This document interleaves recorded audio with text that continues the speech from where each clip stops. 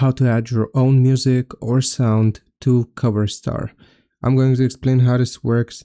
If you go and click on the plus sign at the bottom, then you will be able to record the video, and at the very top you have the option of adding sound.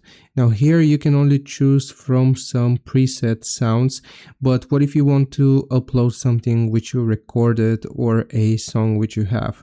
If you want to do that, then you will need to use an editor such as CapCut. So basically you will need to open up the app here, and you are gonna have to select new video, and from within the editor you will need to combine the audio track with your video. Once you have combined it, then you will go ahead and open up Coverstar again here, and from the gallery you will save your video in your iPhone gallery or your phone's gallery, and you can select the created video with the sound and also the visuals from the gallery and upload it that way. So I hope this video helps you out. Leave a like and subscribe. I'll see you next time.